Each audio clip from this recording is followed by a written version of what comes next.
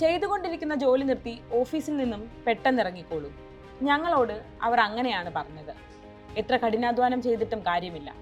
കൂട്ടപ്പിരിച്ചുവിടലിൽ എനിക്കും ജോലി നഷ്ടമായിരിക്കുന്നു.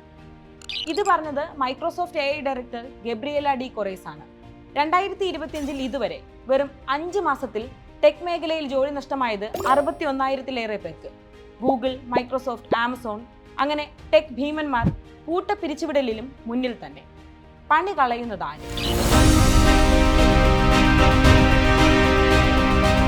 2022, 2023, 2024 ഇക്കഴിഞ്ഞ 3 വർഷങ്ങളിലായി ടെക് മേഖലയിൽ കണ്ടുവരുന്ന ഭയപ്പെടുത്തുന്ന ട്രെൻഡാണ് കൂട്ടപ്പിരിച്ചുവിടൽ.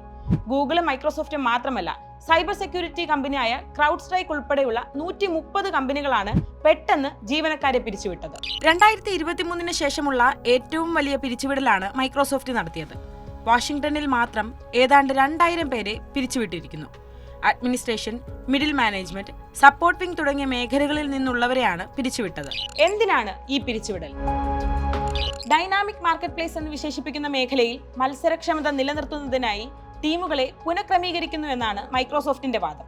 ജീവനക്കാരുടെ പ്രകടനവുമായി ബന്ധപ്പെട്ടല്ല പിരിച്ചുവിടൽ, എഞ്ചിനീയർമാരുടെയും മറ്റ് നോൺ ടെക്നിക്കൽ സ്റ്റാഫുകളുടെയും അനുപാതം വർദ്ധിപ്പിക്കുന്നതിനാണെന്നും എഞ്ചിനീയറിംഗ്, പ്രോഡക്റ്റ് ഡെവലപ്മെന്റ് തുടങ്ങിയ മേഖലകളിൽ കൂടുതൽ ശ്രദ്ധ നൽകാനുമാണെന്നും മൈക്രോസോഫ്റ്റ് പറയുന്നു. പരമ്പരാഗത ടെക് പ്രവർത്തനങ്ങൾക്ക് പുറമെ AI മേഖലയിലെ ഏറ്റവും വലിയ കമ്പനികളിൽ ഒന്നായി മൈക്രോസോഫ്റ്റ് സമീപ വർഷങ്ങളിൽ മാറിയിട്ടുണ്ടെന്നതും ചേർത്ത് വായിക്കാം. 2024 മൈക്രോസോഫ്റ്റിന്റെ വാർഷിക വരുമാനം $69 ബില്യൺ ആയിരുന്നു. അതായത് സാമ്പത്തിക പ്രശ്നം ഉണ്ടായിട്ടോ വരുമാനത്തിൽ കുറവ് വന്നിട്ടോ അല്ല ഈ പിരിച്ചുവിടൽ. ഇനി ഗൂഗിളിൽ സംഭവിക്കുന്നത് എന്തെന്ന് നോക്കാം. ഈ മെയ് മാസം മാത്രം ഗൂഗിൾ അതിന്റെ ഗ്ലോബൽ ബിസിനസ് ഓർഗനൈസേഷനിൽ നിന്ന് പുറത്താക്കിയത് 200 പേരെയാണ്. ഈ വിഭാഗമാണ് അഡ്വർടൈസിംഗ്, സെയിൽസ്, പാർട്ട്ണർ എൻഗേജ്മെന്റ് തുടങ്ങിയ ജോലികൾ കൈകാര്യം ചെയ്യുന്നത്. നേരത്തെ pixel hardware, Android division, Chrome operation, Google cloud തുടങ്ങിയ വിഭാഗങ്ങളിൽ നിന്നും ജീവനക്കാരെ പിരിച്ചുവിട്ടിരുന്നു. എന്തിനാണ് ഗൂഗിളിൽ ഈ മാറ്റം? നിലവിൽ പ്രാധാന്യമില്ലാത്ത പ്രോഡക്റ്റുകളിലുള്ള അനാവശ്യ പോസ്റ്റുകൾ ഒഴിവാക്കുക, വരുമാനമുണ്ടാക്കുന്ന യൂണിറ്റുകളിലും ശ്രദ്ധാപൂർവം ആളെ കുറയ്ക്കുക, പരസ്യ വിഭാഗത്തിലും കൺസ്യൂമർ സെർച്ച് വിഭാഗത്തിലും ഓട്ടോമേഷനും AI ജനറേറ്റീവ് ടെക്നോളജിയും കൊണ്ടുവരിക എന്നിവയാണ് പിരിച്ചുവിടലിന് കാരണമായി ഗൂഗിൾ പറയുന്നത്. ബിസിനസ് ഡെവലപ്മെന്റിനായി കൂടുതൽ ആളുകളെ എടുക്കുന്നതിന് പകരം AIയെ ഉപയോഗിക്കാനാണ് കമ്പനി ലക്ഷ്യമിടുന്നത്. അലക്സയും കിൻഡിലും ഉൾപ്പെടെയുള്ള ഡിവൈസസ് ആൻഡ് സർവീസ് വിഭാഗത്തിൽ നിന്ന് 100ഓളം പേരെയാണ് ഏപ്രിലിൽ ആമസോൺ പുറത്താക്കിയത്. അലക്സയുടെയും കിൻഡിലിന്റെയും ഒക്കെ ഉപയോഗം കുറഞ്ഞത് ഈ പിരിച്ചുവിടലിന് കാരണമായി കമ്പനി ചൂണ്ടിക്കാട്ടുന്നു. ക്ലൗഡ് കമ്പ്യൂട്ടിംഗിലേക്കും ലോജിസ്റ്റിക്സ് ഒപ്റ്റിമൈസേഷനിലേക്കും ബജറ്റ് നീക്കാനാണ് ജീവനക്കാരെ പിരിച്ചുവിട്ടതെന്നും ആമസോൺ പറയുന്നു. മൈക്രോസോഫ്റ്റിൽ നിന്നും ആമസോണിൽ നിന്നും വ്യത്യസ്തമായ സമീപനമാണ് IBM സ്വീകരിച്ചത്. HR മേഖലയിൽ നിന്ന് 100 കണക്കിന് പേരെ കമ്പനി പിരിച്ചുവിട്ടു. എന്നാൽ എഞ്ചിനീയറിംഗ്, പ്രോഗ്രാമിംഗ് തുടങ്ങിയ വിഭാഗങ്ങളിൽ കൂടുതൽ പേരെ നിയമിക്കുമെന്ന് തീരുമാനിക്കുകയും ചെയ്തു.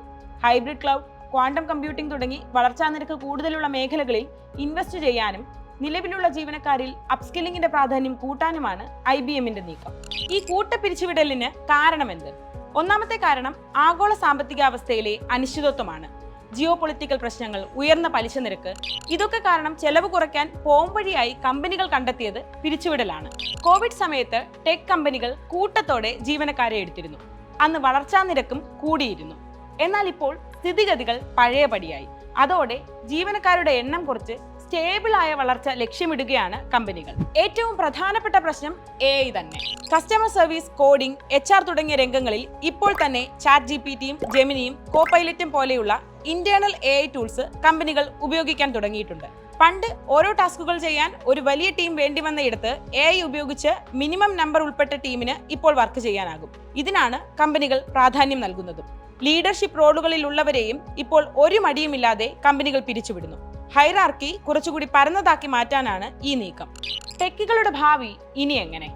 ചെലവ് കുറയ്ക്കൽ നടപടി എന്നതിനും അപ്പുറത്തേക്ക് ഡിജിറ്റൽ എക്കണോമിയിലെ തന്ത്രപരമായ ബാലൻസിംഗ് ആണ് ഈ പിരിച്ചുവിടൽ. ആളുകളുടെ തലയെണ്ണം കുറയ്ക്കുക എന്നതല്ല, ജോബ് റോളിൽ തന്നെ റീഷേപ്പിംഗ് ആണ് നടക്കുന്നത്. AI ലിറ്ററസിക്ക് വൻ ഡിമാൻഡ് വരും. ഫുൾ ടൈം ജീവനക്കാർ എന്നതിൽ നിന്ന് ഔട്ട്സോഴ്സിംഗ്, ഫ്രീലാൻസിംഗ്, ഫ്ലെക്സിബിൾ വർക്ക് എന്നതിനാണ് വരും കാലങ്ങളിൽ പ്രാധാന്യമുണ്ടാവുക. ടെൻഷൻ വേണ്ട, AI, പ്രോംപ്റ്റ് എഞ്ചിനീയറിംഗ് ഇതൊക്കെ പഠിക്കാം. പുതിയ ജോലി സാധ്യതകൾ തേടാം.